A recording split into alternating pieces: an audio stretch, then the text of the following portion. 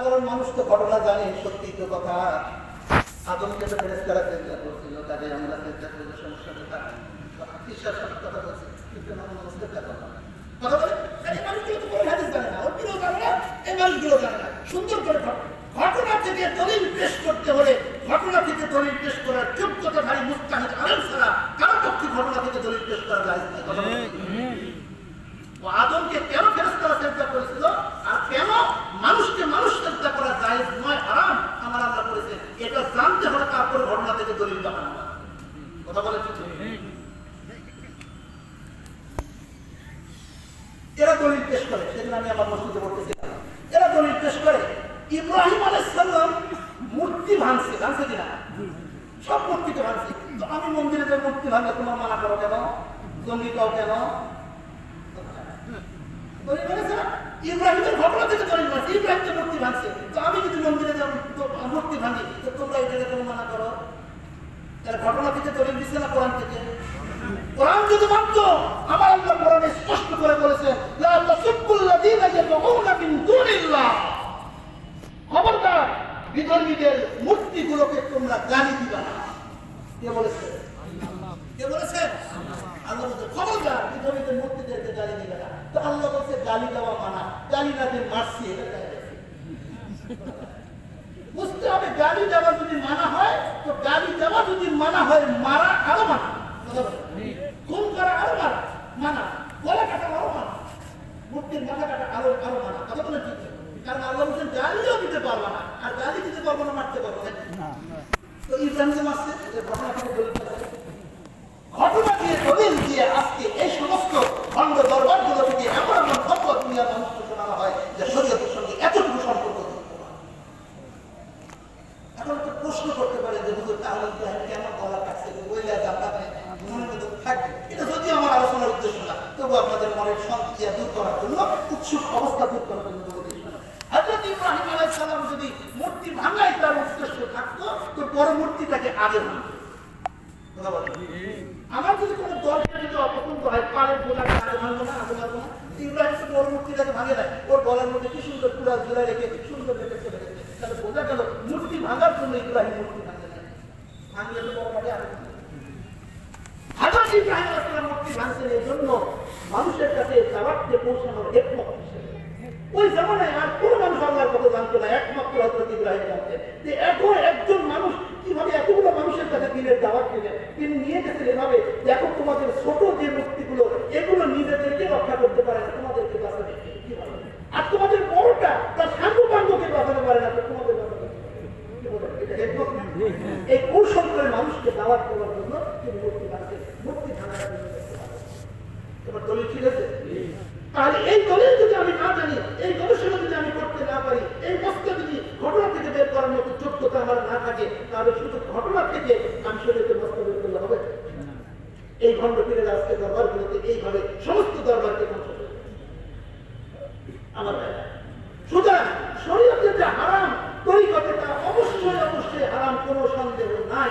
কেউ কোনদিন পশ্চিম কালেও বলবে না এ কথা যে শরীয়তে এটা হারাম, আমাদের তরিকতে জায়েজ আছে, এটা পশ্চিম কালেও বলবে না। শরীয়ত হলো দুধের মতো, কিসের মতো বলে? শরীয়ত হলো দুধের মতো, আর তরিকত তাসাউফ হলো ওই দুধ থেকে তৈরি হওয়া ঘি, ছানা, ওই দুধ থেকে তৈরি হওয়া মাখনের মতো।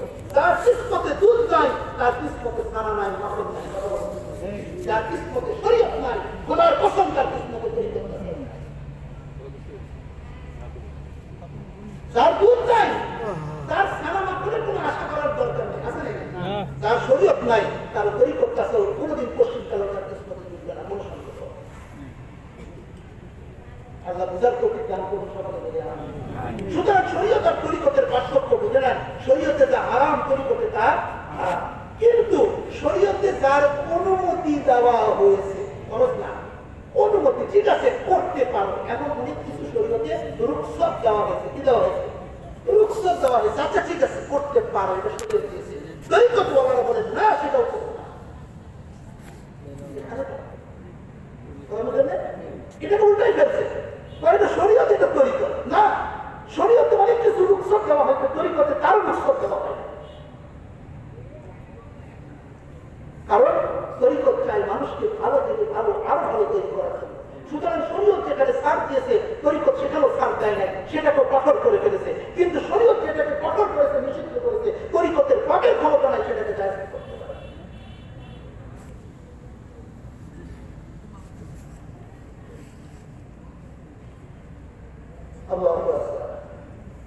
আজকে তরিকত তাসাউফের নামে সমাজের মধ্যে এমন এমন জেকের করা হচ্ছে, আল্লাহু আকবার, এমন এমন জেকের করা হচ্ছে, দুদিন পরে শিয়ার বলবে যে ওটা আমাদের মারা হবে।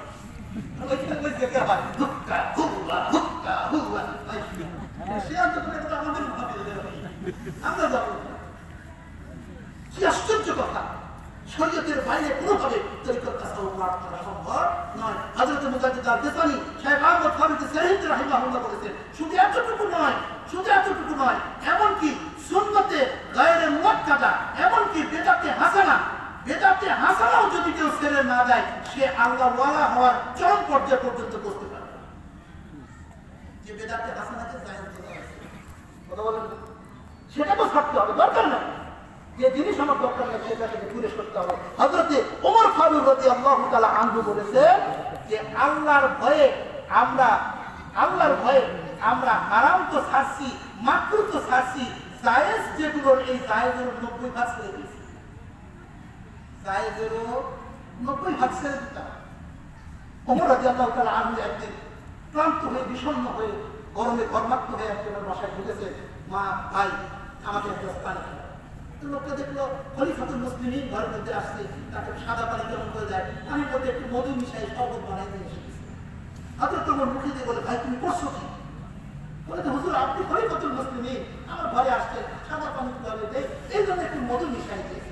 হযরত ওমর ফারুক রাদিয়াল্লাহু তাআলা আনহু বললেন, ও ভাই, আমার তো পানির পিপাসা লেগেছিল, শরবতের পিপাসা লাগে নাই, তুমি কেন আমাকে পানি না দিয়ে শরবতটা দিলা?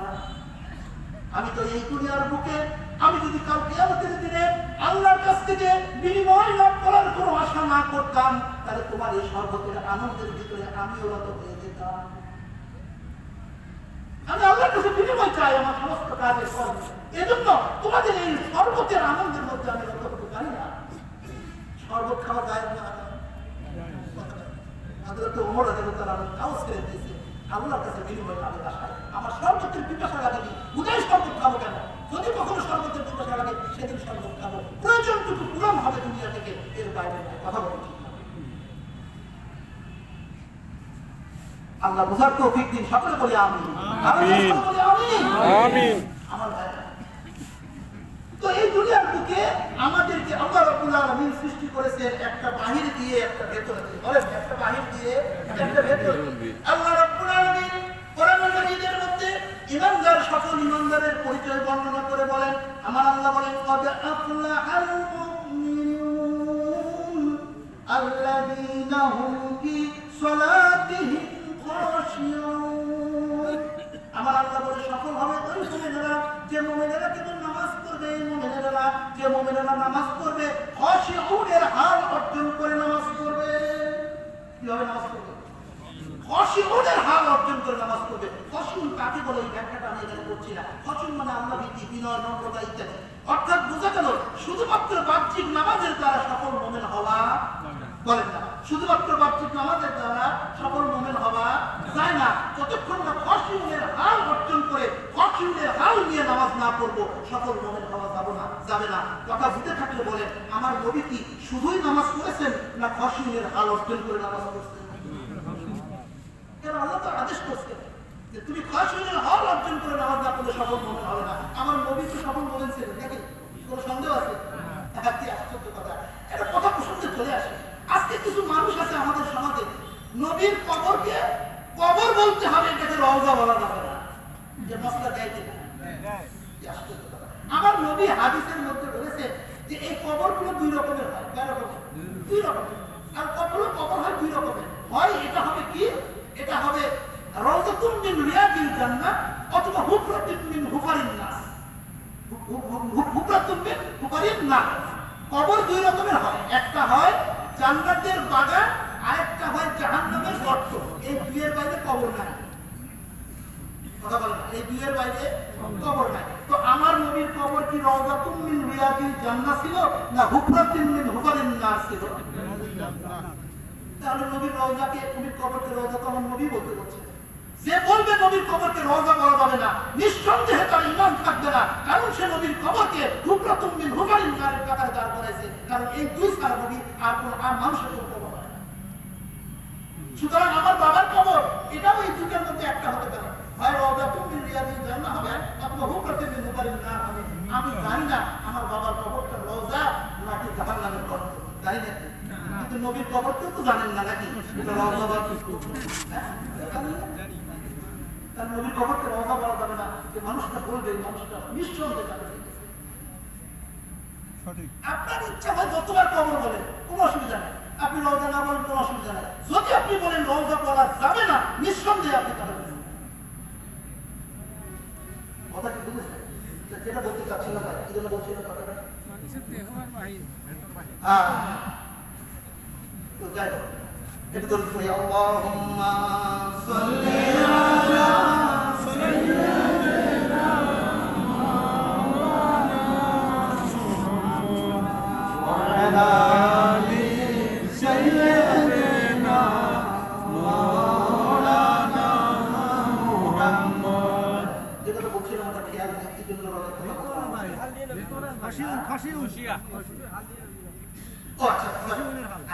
তাহলে আল্লাহ বলেছেন যে মোমেন, সকল মোমেন হবে ওই মানুষটা যে মানুষটা আলের নামাজ আদায় করবে। তো আমার নবী কি সকল মোমেন ছিলেন না ছিলেন না? যদি সকল মোমেন আমার নবী অবশ্যই থাকেন, অবশ্যই অবশ্যই নিঃসন্দেহে বোঝা গেল আমার নবী খাশিনের আলের নামাজ আদায় করছে। তো আমরা এখন নবীর নামাজ শিখতে যাব। এখন অনেক কেতাব আছে নবীজির নামাজ, নবীজির নামাজ কি শিখায়? নবী কোথায় হাত তুলছে, কোথায় হাত বাড়ছে, কোথায় হাত বাড়ছে, কমন করে রুকু করছে, নবীজির নামাজ। তাহলে খাশিনের হালত নবীজির অর্জন করে নামাজ করছে, এটা শেখানোর বই লাগবে না।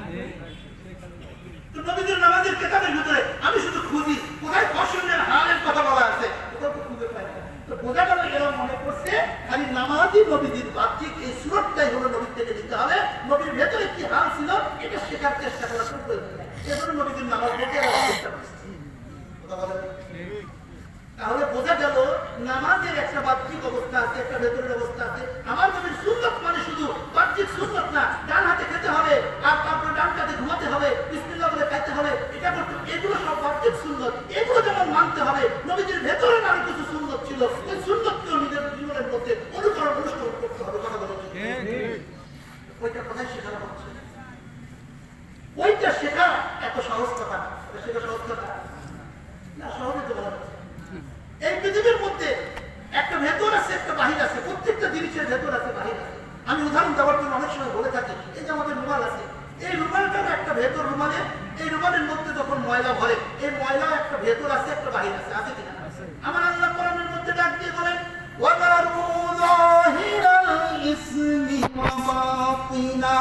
ও দুনিয়ার মুমিনরা, মুসলমানেরা শোনো, তোমরা শুধু জাহিরি গুনাহ থেকে নিজেকে পবিত্র করো না, তোমরা জাহিরি গুনাহগুলো ছেড়ে দাও, ভেতরের গুনাহগুলো ছেড়ে দাও। তোমরা বাইরের গুনাহগুলো ছেড়ে দাও, ভেতরের গুনাহগুলো ছেড়ে দাও। বাইরের গুনাহ কেমন? মিথ্যা বলা, এটা বাইরের গুনাহ না ভেতরের গুনাহ? বাইরের গুনাহ, এটা দেখা যাচ্ছে, লোকটা মিথ্যা বলে। পরনারীর দিকে দৃষ্টি দেওয়া, বাইরের গুনাহ না ভেতরের গুনাহ? গীবত করা, বাইরের গুনাহ না ভেতরের গুনাহ? অন্যের জমিতে আল খেলা, বাইরের গুনাহ না ভেতরের গুনাহ? নামাজ না পড়া, বাইরের গুনাহ না ভেতরের গুনাহ? রোজা না রাখা, বাইরের গুনাহ না ভেতরের গুনাহ? সুদ খাওয়া, বাইরের গুনাহ না ভেতরের গুনাহ? বাইরের গুনাহ। তো বাইরের গুনাহ আল্লাহ ছাড়তে বলছে, ওয়াদারু যাহিরাল ইসমি, জাহিরি ইসমগুলো ছেড়ে দাও, বাতিনা, ভেতরের ইসমগুলো, বাতিনি ইসমগুলো ছেড়ে দাও। আমাদের সমাজে কিছু মানুষ তো ওই যে ভণ্ডের কথা বারবার চলে আসে, কারণ 30,000 ভণ্ড আর 1,000 বলতে গেলে ভণ্ডের কথা আসবে না। এরা আজকে বলে জাহেরি আর বাতিনি, এই কোরআনেরও একটা জাহেরি আছে, একটা বাতিনি আছে। জাহেরি কোরআন নবীর কাছে গেছে, আর বাতিনি কোরআন আমাদের কাছে, আমাদের বিশ্বাসের কাছে আসে। এই কোরআনের ভেতরে কোরআনের জাহের আছে, কোরআনের বাতিন আছে। এই মানুষের ভেতরে জাহের আছে, বাতিন আছে, আমার ভেতরে আছে। ওটা বাহিরের আলাদা কোনো জিনিস না, জাহের একদিকে বাতিন একদিকে, এটা জাহের যেখানে বাতিন সেখানে। আল্লাহ বলছেন তোমার প্রত্যেকটি গুনার একটা জাহির আছে, একটা বাতিন আছে। কথা বলেন, প্রত্যেকটা গুনার জাহির আছে, একটা বাতিন আছে। আপনার মধ্যে বিরক্ত হচ্ছে নাকি? প্রতিটি গুনার একটা জাহির আছে, বাতিন আছে। আমি একটি গুনাহ দিয়ে উদাহরণ দেই, একটি গুণা দিয়ে উদাহরণ দেই, বোঝার জন্য আমরা বোঝার চেষ্টা করি। ধরেন একটি গুণার নাম অহংকার। গুণার নাম কি? অহংকার। এই অহংকার, এই গুণাটার বাহ্যিকটা কি, বাহিরটা কি শুনে আল্লাহ নবী বলেছেন, টাকনুর নিচে কাপড় পরলে অহংকারের প্রকাশ হয়। তাহলে অহংকারের বাহির চিনতে পারছেন কোনটা? টাকনুর নিচে কাপড় পরা যাবে। অহংকারের বাহ্যিকটা হলো এই, নামাজের ভিতরে আমার পাশে এক দরিদ্র, আমার পাশে এক মূর্খ মানুষ দাঁড়াতে পারে, আলেমের পাশে মূর্খ দাঁড়াতে পারে, তার সাথে কাঁধে কাঁধ মিলাই নামাজ পড়বো না, এই মূর্খ এখানে দাঁড়াবে না, এখানে আমার আলেম বন্ধু দাঁড়াবে। এটার নাম অহংকার। এটার নাম কি? মসজিদের মধ্যে সবাই মেঝের মধ্যে নামাজ পড়বে, কিন্তু আমি যাই নামাজ দিশা নামাজ পড়বো। এটা কি? কথা বলেন, এটা কি? এটা অহংকারের বাহ্যিক সুরত আমি আপনি দেখতে পাচ্ছি। কথা বলেন, কিন্তু অহংকারের একটা ভেতর আছে, এই ভেতরটা ছাড়তে হবে। ভেতরটা কি? ভেতরটা হলো এই, আমি নিজেকে বড় মনে করতেছি। কথা বলে, এটা কি দেখা যাবে? আচ্ছা, আমি কি নিজেকে বড় আলেম ভাবতেছি কিনা আপনারা বুঝতে পারতেছেন? বুঝতে পারতেছেন কি? ভাবতেছেন না।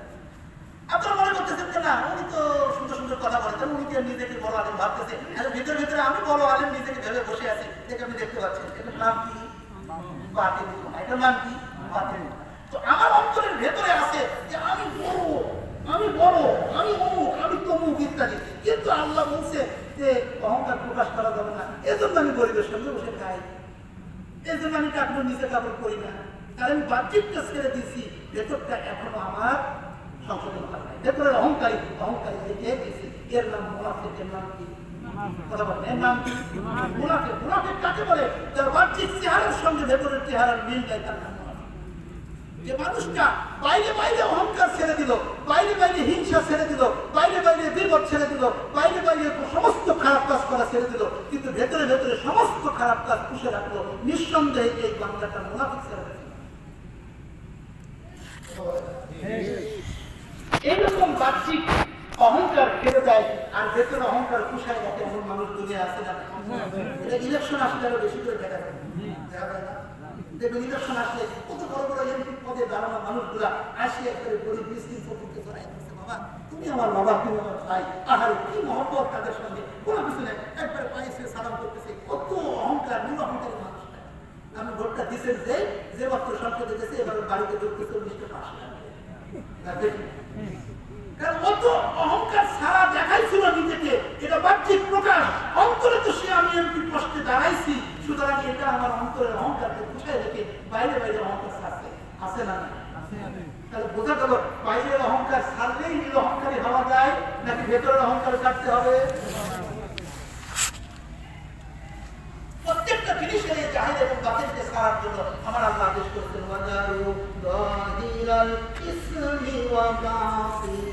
ও বান্দারা জাহিরি গুনাহগুলোকে যেমন ছেড়ে দাও, বাতিনি গুনাহগুলো তেমনি ছেড়ে দাও। জাহিরি আমল যেমন করে করো, বাতিনি আমল তেমন করে করো। জাহিরি নামাজ যেমন করে করো, বাতিনের নামাজও তেমন করে করো। জাহিরি দিক থেকে তুমি যেমন নামাজি হও, বাতিনি অবস্থাতেও তুমি তেমন নামাজি হও। তোমার দেহটাকে যেমন মসজিদের মধ্যে নিয়ে আসছো, তোমার মনটাকে পাড়া দিকে ঘুরাই, তোমার মনটাকে মসজিদে নিয়ে আসো। বাহিরের শরীরটাকে যেমন করে মসজিদের নামাজের মধ্যে নিয়েছো, তোমার অন্তরটাকে, মনটাকে, ভেতরের বাতেনটাকে বাজার থেকে নিয়ে এসে মসজিদের মধ্যে হাজির করো। কথা বলেন ঠিক না? এটার নাম জাহিরি আর বাতিল একসাথে যখন হয়ে যাবে, আমার নবী হাদিসে বলে তার জন্য জান্নাত ওয়াজিব হয়ে যাবে। যে 2 রাকাত নামাজ এমন করে পড়বে, এই 2 রাকাত নামাজের মধ্যে তার ওয়াজহিহি ওয়া কলবিহি, তার শরীর এবং কলব দুটোটা একসঙ্গে থাকবে। আমার নবী বলেন বেশি লাগবে না, 2 রাকাত নামাজ যদি ভাবে আদায় করতে পারো, তোমার জন্য জান্নাত ওয়াজিব। শেখার দরকার আছে না? আমাদের মাদ্রাসাগুলো, শিক্ষা প্রতিষ্ঠানগুলোকে শেখানো হয়েছে, তৈরি করা হয়েছে এই সিলেবাসে যে মানুষের বাহ্যিক এই গুনাহ ছাড়া, বাহ্যিক ইবাদত বন্দেগীগুলো, বাহ্যিক মাসলা মাসাইলগুলো শিক্ষার জন্য একটা প্রতিষ্ঠান দরকার। তার নাম বানানো হয়েছে মাদ্রাসা। এই মাদ্রাসা থাকার দরকার আছে না? আর দর্শক বলা আছে না? না থাকতো বাহ্যিক ইবাদত শিখতে পারতাম না। এতটুকু হলে তো চলতেছে নাকি? ভেতরের ইবাদত শেখা যাবে। তাহলে ভেতরের ইবাদত শেখার জন্য আরো একটা প্রতিষ্ঠানের দরকার আছে না? আল্লাহর ওলিরা যুগ যুগান্তর ধরে এই ভেতরের ইবাদত শেখার জন্য, বাতিনি ইবাদত শেখার জন্য, বাতিনি গোনা ছাড়ার জন্য তারা এমনি ভাবে আরেকটি প্রতিষ্ঠান নাম দিয়েছে খানকা। এই খানকা নামের প্রতিষ্ঠানটা তারা তৈরি করে এই দেশটা সাধনা করে যাচ্ছে। তোমাদের বাহ্যিক ইবাদত শেখার জন্য তোমরা মাদ্রাসা কায়েম করেছো, তাকে বেদাত করো না। আর ভেতরের ইবাদত শেখার জন্য আল্লাহর ওলিরা খানকা কায়েম করেছে, তোমরা নাম দিয়েছে এটা বেদাত। নবীর জামানে করেছিল, বলে কিনা? নবীর জামানে মাদ্রাসা করেছিল, বলে কাদেরিয়া, চিশতিয়া, নকশবন্দিয়া, মুজাদ্দিদিয়া এই তরিকাগুলো তো নবী কত কয়ে আসছে। নবী কে তো তরিকা করছে, সাহাবীরা কে তরিকা করছে, এগুলো তো বেদাত। সত্য কথা। কারণ এগুলো তো তৈরি করা হয়েছে ভেতরের মানুষটাকে ভালো মানুষ বানানোর জন্য পদ্ধতি হিসেবে, আর বাইরের মানুষটাকে ভালো মানুষ বানানোর পদ্ধতি হিসেবে তোমরা যে কওমি সিলেবাস বানাইছো, তোমরা যে দর্শে নিজামি বানাইছো, তোমরা যে আলিয়া সিলেবাস বানাইছো, তোমরা যে বৈজ্ঞানিক পদ্ধতিতে কোরআন শিক্ষা পদ্ধতি বানাইছো, তোমরা যে নুরানি তরিকা বানাইছো, তোমরা যে মাদানী তরিকা বানাইছো, এগুলো বেদাত হইতো না? এগুলো কি নবী বানাইছিল? আল্লাহ নবী কোন তরিকায় কোন সিলেবাসে পড়ালেখা করে আল্লাহ নবী আলেম হয়েছিলেন? সাহাবীরা কোন সিলেবাসে পড়ালেখা করতে? কওমি না আলিয়া? তোমরা আমাদের সিলেবাস দেখে বলো কাদিয়া, চিশতিয়া, নকশবন্দিয়া সিলেবাস গুলো নবীর জামানায় ছিল না, তাই এগুলো বেদাত। তো তোমাদের এই কওমি আলিয়া দর্শে নিজামী সিলেবাস গুলো তো নবীর জামানায় ছিল না, এগুলো বেদাত হইল না? বুঝতে হবে শয়তানের ওয়াসওয়াসা। শয়তান চায় মানুষ বাহ্যিকভাবে মুসলমান হয়ে যায়, ভেতরের মুসলমান না হোক, যেন এই মানুষগুলো আল্লাহর কাছে মুনাফিক বলে উপস্থিত হবে। কথা বলেন এজন্য শয়তানকে জুলুম দুনিয়ায় কত মাদ্রাসা চলেছিল, তোমার করতে যায়, কিন্তু কোনো খানকা যারা চলতে না পারে, এই খানকা যারা চলতে না পারে, পীর মুরিদি চলতে না পারে, তরিকা চলতে না পারে, শয়তানের পদ্ধতিগুলো কতগুলো দেখেন। প্রথমত কিছু সাহিত্যে বসায় রাখছে, তারা বলে তরিকত, তাসাউফ, পীর মুরিদি মানেই হলো এটা বেদাত, এগুলো চলবে না। কিছু মানুষ সাহিত্য পূজা করে মনে করতেছে হ্যাঁ ঠিক আছে আমরা এগুলো মানি নাই। কিছু মানুষ থেকে শয়তান সরাতে, আরো কিছু মানুষকে তারা শয়তান সরাইছে কিভাবে? তাদেরকে বলছে দুনিয়ার মধ্যে কোনো হক তরিকা নাই, এখন সব ভণ্ড। এগুলো ছিল আব্দুল কাদের জিলানী আমল, এগুলো ছিল বাইতুল মুস্তামির আমল, জুন্নুন মিশরীর আমল, এখন এগুলো নাই, এগুলো সব আছে, সব ভণ্ড। আমি জিজ্ঞাসা করি মুসলমান, আমার আল্লাহ রাব্বুল আলামিন ডাক দিয়ে বলেন কোরআনুল মাজিদের ভিতরে, ইয়া আইয়ুহাল্লাযীনা আমানুত্তাকুল্লাহা ওয়া কুনু মা'আস সাদিকিন। ওই ইমানদারেরা তোমরা আল্লাহকে ভয় করো, আর আল্লাহর ভয় তোমরা কার কাছ থেকে শিখবে? তোমরা সাদিকিন বান্দাদের সোহবতে চলে যাও, তাদের সঙ্গে চলে যাও। তো দুনিয়ার মধ্যে যদি সাদিকিন বান্দারা না থাকে, আমার আল্লাহর এই আদেশটা মিথ্যা হয়ে যাবে না? আমার এই আল্লাহর আদেশটা ফালতু হয়ে যাবে না? যে আল্লাহ বলছেন দুনিয়াতে কোনো সাদিকিন বান্দা নাই, আর আদেশ করতেছেন যাও সাদিকিন বান্দাদের কাছে। বোঝা গেল যতদিন কোরআন আছে, যতদিন কোরআনের আয়াত আছে, যতদিন কোরআন থাকবে দুনিয়ায়, ততদিন দুনিয়ায় সাদিকিন বান্দারা থাকবে। আমার ভাইরা, তো আল্লাহ রাব্বুল আলামিন আমাদেরকে তো এই সমস্ত তরিকত, তাসাউফ এগুলো মানুষের ভেতরের মানুষটাকে ভালো বানানোর জন্য তৈরি করা হয়। আচ্ছা, এই যে ভেতরের মানুষটাকে ভালো বানানোর জন্য যে চেষ্টা সাধনার পদ্ধতি, এর নাম কি? বলেন এর নাম কি? আরো জোরে সরে বলেন নাম কি? এই তরিকা কি করে? বলেন তরিকা কি করে? ভেতরের মানুষটাকে ভালো করে। বলেন না তরিকা কি করে? ভেতরের মানুষটাকে ভালো করে। আরো বলেন তরিকা কি করে? ভেতরের মানুষটাকে ভালো করে। তো নবী তরিকা করেননি কেন? কারণ নবীর ভেতরটা ভালো ছিল। নবী তরিকা করেননি কেন? কারণ নবীর ভেতরটা সংশোধন করে চেষ্টা করে ভালো করা লাগে নাই, বরঞ্চ নবীর ভেতরটা জন্ম থেকে আমার আল্লাহ রাব্বুল আলামিন পুঁতে পবিত্র করে দিয়েছেন। তুমি নবীর তরিকা বুঝতে দাও কি করে? কথা বলো। হযরত সাহাবায়ে কিরামরা তারা তো আর ভেতর থেকে ভালো মানুষের দুনিয়াতে আসে না, এদেরকে চেষ্টা সাধনা করতে হতো। এই চেষ্টা সাধনা তারা করেছে আল্লাহর নবীকে সামনে রেখে। কথা বলো। আল্লাহর নবীকে সামনে রেখে, নবীর চেহারার দিকে তাকায় নবীর কাছ থেকে ফয়েজ নিয়ে, নবীর কাছ থেকে নূর নিয়ে, নবীর কাছ থেকে শিক্ষা নিয়ে, নবীর মুজাহাদার পথে, নবীর আদেশের পথে পথ চলে তারা ধীরে ধীরে একজন দুনিয়ার মধ্যে শ্রেষ্ঠতম মানুষে পরিণত হয়েছিল। কথা বলেন। আজকে নবী দুনিয়াতে নাই, আমরা এমনি শ্রেষ্ঠ মানুষ হয়ে যাবো। নাকি আমাদেরও নবীর একজন ওয়ারিসের কাছে গিয়ে, কারো কাছ থেকে তরিকতের সবক নিয়ে, কারো কাছ থেকে কারো চেহারা মোবারকের দিকে তাকায় থেকে কারো কাছ থেকে এই সমস্ত ট্রেনিং নিয়ে মুজাহাদার এই পদ্ধতিগুলো শিখে ধীরে ধীরে নিজেকে ভালো মানুষ বানানোর এই কষ্ট করতে হবে। কথা বলে তাদের তরিকত মুরিদি এটা হারাম হলো না বেদাত হলো? এখন কেন জরুরি হলো? এজন্য জরুরি হলো যে আমাদেরকে ভালো ইমানদার হওয়া লাগবে, এটা ছিল ফরজ। আমাদেরকে ভালো মুসলমান হওয়া লাগবে, এটা ছিল ফরজ। আমাদের বাহিরটা শুধু ভালো বানালে চলবে না, ভেতরটা ভালো বানাতে হবে, এটা হলো ফরজ। না হলে মুনাফিক হয়ে যাবো। কথা বলে ঠিক নাই? যদি এটা হয় ফরজ, তো বোঝা গেল ঘরে বসে বসে ভালো তরিকা পাচ্ছি না, হক পীর পাচ্ছি না, জন্য ঘরে বসে থাকলে চলতেছে নাকি হক পীরের সন্ধানে নিজের জীবনটা শেষ দিন পর্যন্ত হলো ব্যয় করতে হবে। কথা বলে ঠিক নাই? আল্লাহ হক তরিকা, হক পীর মুরিদি, হক সিলসিলার সন্ধান আমাদেরকে দান করুন। সকল আল্লাহর কাছে দোয়া করি, মাবুদ আমার তো সেই জ্ঞান নাই, সেই বুদ্ধি নাই, সেই বিবেচনা নাই, আমি তোমার কাছ থেকে চাচ্ছি তুমি আজকে হক তরিকা, হক সিলসিলার সঙ্গে আমাকে মিলাই।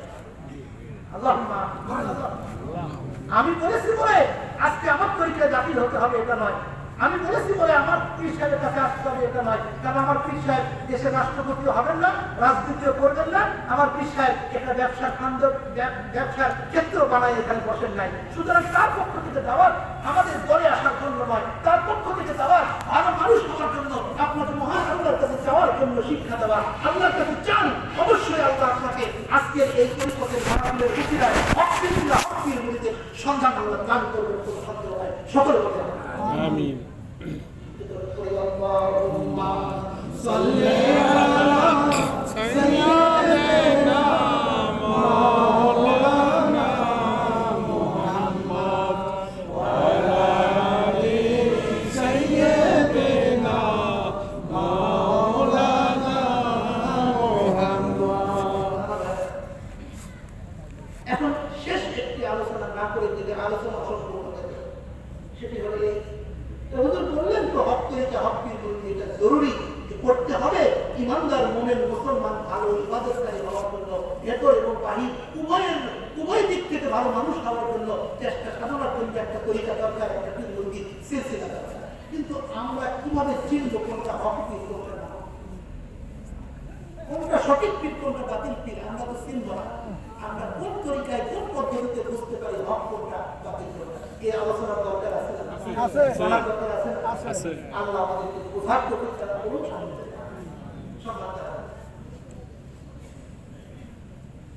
মাদ্রাসার মধ্যে 10টা বছর 12টা বছর একটা ছেলে পড়ালেখা শিখলো, শিক্ষক পড়ালেখা করালেন, শিক্ষক পড়ালেখা করালেন, ছাত্র পড়লো, পরীক্ষা দিল, শিক্ষক পড়লো, ঠিক আছে তোমার জ্ঞান একদম শেষ হয়ে গেছে, তাকে আলেম বানান বুঝাতে পাঠাই দিল।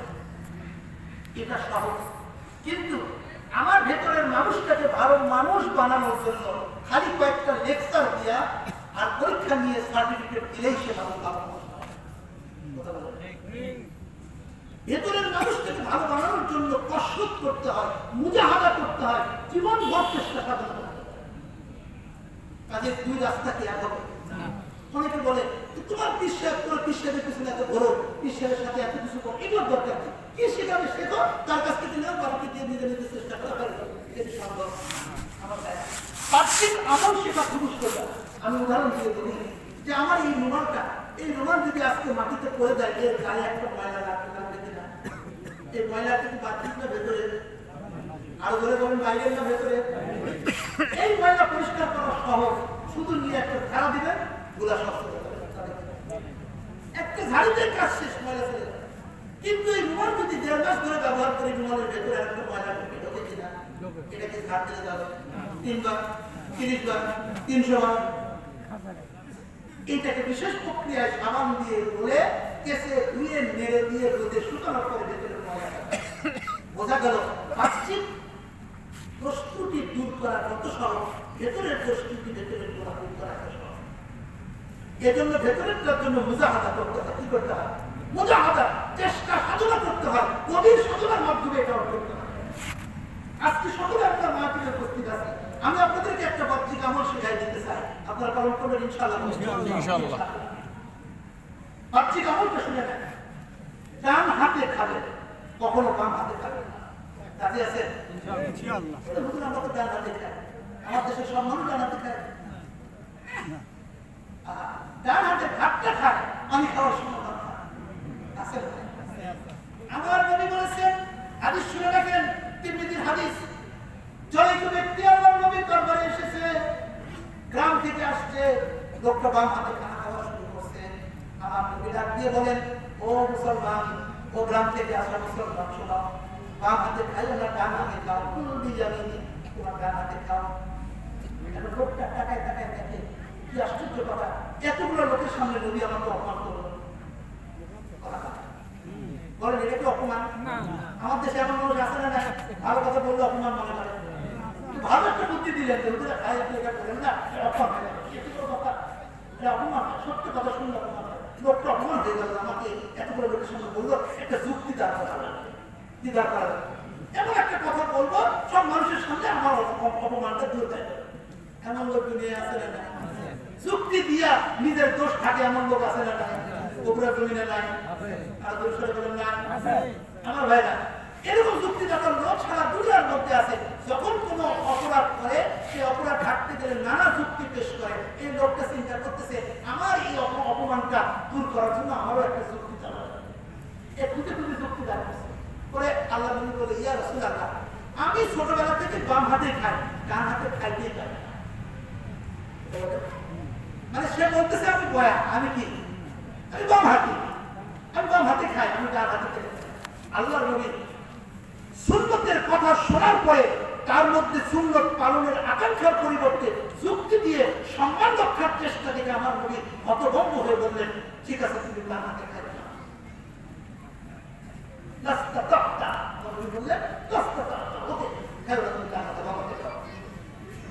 হাদিসের রাবী বর্ণনা করেন, আমার নবী এই কথা বলা মাত্র লোকটার হাত চিরজীবনের জন্য অবশ হয়ে গেল।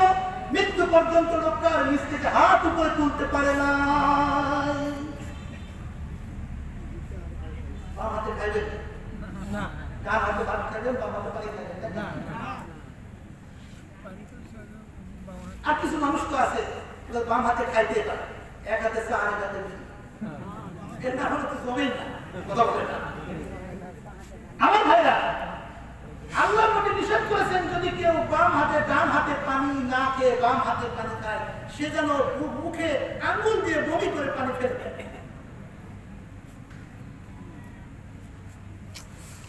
এই আমলটা করার দরকার আছে না? আরো জোরে সরে বলেন, আছে না? আছে। আমরা ওয়াদা করি কাল থেকে জীবনে কোনোদিন আর বাম হাতে কিছু খাবো না। বলেন ইনশাআল্লাহ, ইনশাআল্লাহ, বলেন ইনশাআল্লাহ, ইনশাআল্লাহ। যা খাবো সব ডান হাতে খাবো। রাজি আছে? কালকে সকাল থেকে আমল করতে পারবেন তো? এজন্য পারবে যে এই আমলটা বাহ্যিক আমল। কি আমল?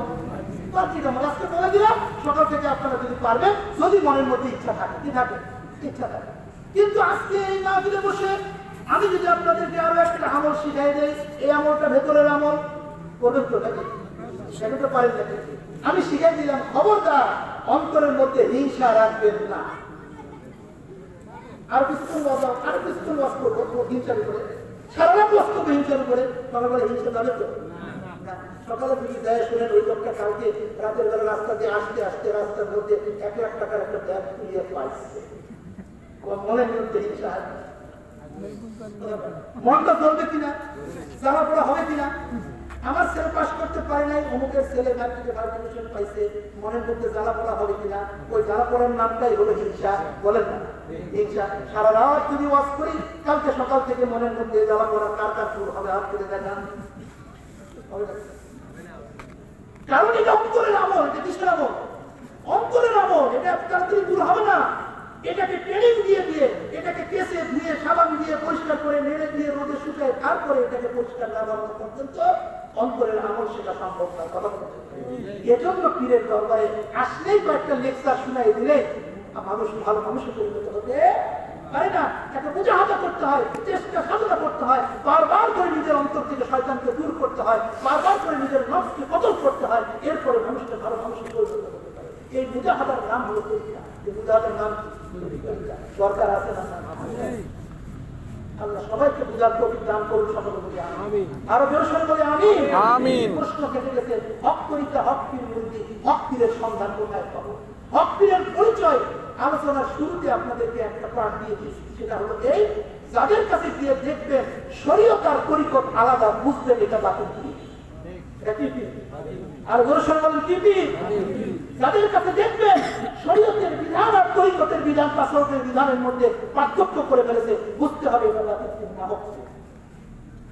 যাদের কাছে দেখবেন শরীয়তে আমার নবী গান গাইতে নিষেধ করেছেন, আমার নবী বলেন এই গানের শব্দ, এই বাঁশির শব্দ, এই কি বলে বাদ্যযন্ত্র, এগুলো ধ্বংস করার জন্য আমাকে দুনিয়ায় পাঠানো হয়েছে। নবীকে কেন পাঠানো হয়েছে? আমার নবী বলেন দুইটা জিনিস ধ্বংস করার জন্য আমাকে দুনিয়ায় পাঠানো হয়েছে, একটা হলো মূর্তি, একটা হলো বাদ্যযন্ত্র। এই দুইটাকে বিরোধ করে দিতে হবে সমাজ থেকে, আল্লাহ আমাকে এই জন্য পাঠাইছে। এরপরেও যারা বলে যে ওই গান বাদ্য বাজনা ছাড়া আপনার কি বলে তরিকা হবে না, তাহলে পেশাব দিয়ে আপনার চিরা ভিজা গ্রহণ করে তারা খাইতে বললে এটা ভালো হবে, তাই না? তো বুঝতে হবে তাদের কাছে শরীয়ত এবং তরিকতের মধ্যে পার্থক্য হচ্ছে। কথা বলে ঠিক আছে? আমার নবী যা বলেছে তাদের তরিকার মধ্যে তা নাই, আমার নবী যা বলেছেন তাদের আচরণের মধ্যে তা নাই, আমার নবী যা বলেছেন তাদের পীর মুরিদির মধ্যে তা নাই, আমার নবী যা বলেছেন নবীর যা সুন্নাত তাদের আমলের মধ্যে তা নাই। বুঝতে হবে তারা ভণ্ড কোনো সম্পর্ক নাই। তবে এ কথাই এর দ্বারা ভণ্ড প্রমাণিত হবে না, কারণ মানুষের ভুল হতে পারে, হতে পারে না? হতে পারে। তো আমার বিশ্বাস যে একটা সুন্নতের বিপরীত আমল করতে পারে, কারণ মানুষ তো মানুষ না, তিনি তো ফেরেশতা, তিনি তো আল্লাহর নবী না, আল্লাহর নবী ছাড়া কেউ ভুল করবে না। কাজে একটা দুইটা সুন্নত বিরোধী আমল দেখেই তাকে ভণ্ড মনে করবেন না, তার কাছে গিয়ে প্রস্তাব করবেন, জানাবেন যে আপনার এই আমলটা সুন্নত বিরোধী, সংশোধন করে না। যদি তিনি সংশোধন করতে অস্বীকার করেন বুঝবেন ভণ্ড। আপনি সংশোধন করে যান, আলহামদুলিল্লাহ, সব কোনো সন্দেহ নেই। তাহলে হক পীর চেনার প্রথম রাস্তা হলো তাদের শরীয়ত এবং তরিকত দুটোটাই একরকম, শরীয়তের সঙ্গে তরিকতের কোনো সংঘর্ষ নাই, তাই হলো হক। আর যাদের সংঘর্ষ আছে তারা হলো বাতিল। হযরত ইমাম মালিক রাহিমাহুল্লাহ চমৎকার করে বলেছে যে মানুষগুলো শুধু শরীয়ত নিয়ে থাকলো, তরিকত তাসাউফের ভার ধারলো না, যে মানুষগুলো শুধু বাহ্যিক আমল নিয়ে থাকলো, ভেতরের আমল শেখার চেষ্টা করলো না, যে মানুষগুলো শুধু বাহ্যিক ইবাদত বন্দেগী করলো, ভেতরের ইবাদত বন্দেগী করলো না, যে মানুষগুলো বাহ্যিক গুনাহ ছাড়লো, ভেতরের গুনাহ ছাড়লো না, নিঃসন্দেহে সে মানুষগুলো ফাসিক গুনাহ। মান তাফাক্কাহা ওয়া লাম ইয়াতাসাওয়াফা ফাকাদ তাফাসসাকা। ইমাম মালিক বলেন যে মানুষগুলো এটা নিয়ম কানুন মেনে আমল করলো কিন্তু তাসাউফের ধার ধারলো না, এই মানুষগুলো ফাসিক মুনাফিক, কোনো সন্দেহ নাই। ইমাম মালিক বলেন আর যে মানুষগুলো তাসাউফ তরিকতের নামে, তাসাউফ তরিকতের নিয়ম কানুনগুলো মেনে চলার ভান করলো, দেখালো, কিন্তু শরীয়তের নিয়ম কানুনগুলো মানলো না, শরীয়ত থেকে দূরে সরে গেল, ফিকহের হুকুমগুলো মানলো না, শুধু তাসাউফ এবং তরিকতের হুকুম মেনে পথ চলার ভান করলো, সে মানুষগুলো নিঃসন্দেহে জিন্দিক কাফের, কোনো সন্দেহ নাই। তো মানুষগুলো কি কাফের? মান তাসাওয়াফা ওয়া লাম ইয়াতাফাক্কাহা ফাকাদ তাযান্দাকা। ইমাম মালিক বলেন যে মানুষগুলো এরকম তাসাউফ করলো কিন্তু শরীয়তের ধার ধারলো না, ফিকহের ধার ধারলো না, জেনে রাখো নিঃসন্দেহে মানুষগুলো কাফের, কাফের, কাফের, কোনো সন্দেহ নাই। এমন তরিকত, এমন পীর মুরিদি বাংলাদেশের জন্য নাই। কথা বলে লালন ফকিরের ভক্ত এরা নাকি তরিকত বলা, কথা বলে লালন ফকিরের ভক্ত, তাই এরা তরিকত, আমাদের মুর্শিদ, আমাদের সবকিছু তারা আমাদের কাছ থেকে দখল করে পায়। এরা কিসের ভক্ত? লালনের ভক্ত। নাউজুবিল্লাহ। লালন মুসলমান ছিল কিনা এটাই তো আমরা জানি না, কোন গবেষক এখনো বলতে পারেনি যে লালন কি মুসলমান ছিল না হিন্দু ছিল, জানেও না, অথচ তারা লালনের ভক্ত দাবি করে, তারা পরীক্ষা করতেছে। নাউজুবিল্লাহ।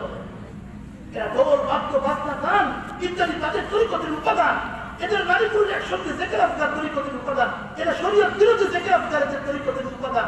এদের কাছে শরীয়ত এবং তরিকত আলাদা হয়ে গেছে। এই গোত্রগুলোর কাছ থেকে, এই দলগুলোর কাছ থেকে, এই তরিকা এবং তাসাউফের কাছ থেকে আল্লাহ আমাদেরকে দূরে থাকার তৌফিক দান করুন, সকলে বলি আমিন। আল্লাহ তাদেরকে হেদায়েত দান করুন, সকলে বলি আমিন। আল্লাহ তাদের খপ্পর থেকে আমাদেরকে হেফাজত করুন, সকলে বলি আমিন। আল্লাহ তাদেরকে বাংলাদেশের জমিন ধ্বংস করে দিন, সকলে বলি আমিন। তাহলে হক তরিকা চেনার প্রথম রাস্তা, শরীয়ত এবং তরিকতের মধ্যে কোনো পার্থক্য যেখানে নাই, এটা হক তরিকা। দুই নম্বর হক তরিকা চেনার উপায় হলো এই, আল্লাহর নবী বলেন কিছু কিছু মানুষকে, ইবনে মাজাহ শরীফের হাদিস, আল্লাহ নবী বলেন কিছু কিছু মানুষকে আল্লাহ এত মহব্বত করেন, এত ভালোবাসেন, মানুষগুলোকে আল্লাহ মহব্বত করেন। ইন্নাল্লাহা ইউহিব্বুল আবরার আল আতকিয়া আল আফিয়া। আমার নবী বলেন কিছু কিছু মানুষ আছে যাদেরকে আমার আল্লাহ রাব্বুল আলামিন এত এত মহব্বত করেন, এত ভালোবাসেন, এই মানুষগুলো অত্যন্ত ইবাদত পূজার করেন, যার আল্লাহের মানুষ হয়, কিন্তু মানুষগুলো গোপনে থাকে। বলেন না কোথায় থাকে? গোপনে থাকে। এরা রাস্তাঘাটে বাজার করতে বের হয় না, এরকম গোপন মানে তাদের ইবাদত বন্দেগী, তাদের হাল এতই গোপন থাকে, আমি আপনি তাদের সন্ধান করতে পাই না। তারা প্রকাশ হয় না, তারা ঘোষণা করে না আমি বিশ্বাস, তারা ঘোষণা করে না আমি অমুক পীর, তারা ঘোষণা করে না আমি আমিরুল মিল্লাত, তারা ঘোষণা করে না আমি অমুক জাতীয় সহকারে, তারা বেড়ায় না, তারা রাজনীতি করে না, তারা বাইরে বাইরে প্রকাশ করে না, তারা এত গোপন অবস্থার মধ্যে তারা নিজেকে থাকে, নিজেকে রাখে। আমার আল্লাহ রাব্বুল আলামিন বলেন আখফিয়া আখফিয়া আখফিয়া, তারা গোপন করে।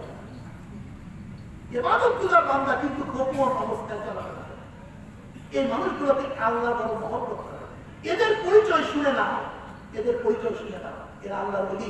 এই হাদিসের আগে আমার আল্লাহ রাব্বুল আলামিন বলছেন যে যারা আমার ওলির সঙ্গে শত্রুতা করে আমি আল্লাহ তাদের জন্য যুদ্ধ ঘোষণা করলাম। এরপরে রাজনীতি মাথা থাকে, এরপরের বাক্য বলতে আমার আল্লাহ বলছেন ওই ওলিকে চিনে না, হককে চিনে নাও, তারা গোপন থাকে। প্রথম পরিচয় করে কত গোপন। আমার আল্লাহ বলেন যারা তখন উপস্থিত থাকে না, যারা মজলিসের মধ্যে যখন উপস্থিত থাকে না, কেউ তাদেরকে খোঁজে না, ওরা যে নাই এটা কেউ তাদেরকে খোঁজে না। একই তারা গোপন সহজ সরল সাধারণ ভাবে চলাফেরা করে। জাতীয় পরিবেশে রাজ দরবার রাজনীতির পোশাক দিয়ে 10টা মানুষকে হাঁটাহাঁটি করে না যে ওরা নাই বোঝা যায় না, ওরা নাই উপস্থিত নাই, কেউ স্মরণে নাই। তাদের চলাফেরা এত সাধারণ, তাদের অনুপস্থিতির কারণে মানুষ বুঝতেই পারে না। কিন্তু গর্ব যখন তারা গায়েব থাকে, যখন তারা থাকে না, সামনে থাকে না, কেউ পায় না যে তারা কয়েন হাজারো। আর যখন তারা উপস্থিত থাকে কেউ কি বলে, যখন তারা উপস্থিত থাকে তখন কেউ তাদের দিকে চলে যায়। অর্থাৎ তাদের চলাফেরার ভিতরে, তাদের আচরণের ভিতরে, তাদের আমলের ভিতরে, তাদের চলার ভিতরে এত গোপনীয়তা থাকে যে মানুষ তাদেরকে আলাদাভাবে তাদেরকে শনাক্ত করতে পারে না। তারা গোপন ভাবে দুনিয়ার মধ্যে চলাফেরা করে। কথা বলে তারা না থাকলে, উপস্থিত না থাকলে কেউ টের পায় না, আর উপস্থিত থাকলে কেউ তাদের দিকে তাকায় না। এমন সাধারণ সরল জীবন যাপনে তারা অভ্যস্ত। আমার নবী বলেন এই মানুষগুলো কারা? নবী ঘোষণা করেন এই মানুষগুলো হলো তারা যারা হলো মাসাবিহুল হুদা, কুলুবুহুম মাসাবিহুল হুদা। এদের কলবের মধ্যে আমি আল্লাহ হেদায়েতের জ্বলন্ত প্রদীপ রেখে দিয়েছি। সুবহানাল্লাহ। আল্লাহর ওলি চিনতে পারছেন না পারেন?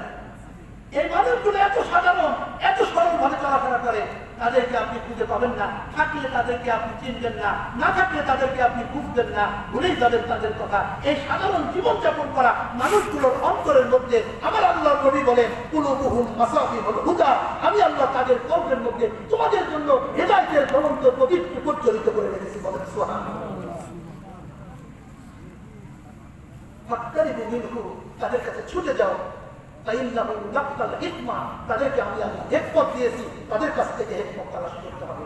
আল্লাহ রাব্বুল আলামিন আমাদের সকলকে হক তরিকা, হক সিলসিলা, হক পীর মুরিদের সন্ধান দান করুন। সকল একজন আল্লাহওয়ালা ব্যক্তির কাছে গিয়ে নিজের কালেমার স্বীকৃতি নিজের জবান দিয়ে গ্রহণ করার তৌফিক দান করুন। সকল একজন হক তরিকার মাধ্যমে, হক তাসাউফের মাধ্যমে নিজের ঈমানকে বলিষ্ঠ করে দিন। সকল অন্তরের ঈমান অর্জন করি, সকলে বলি আমিন। অন্তরের ঈমান অর্জন করি, সকলে বলি আমিন। আমলের মধ্যে বাহ্যিক এবং অভ্যন্তরীণ কোন আমল অর্জন করার তৌফিক দান করুন। সকলে বলি আমিন।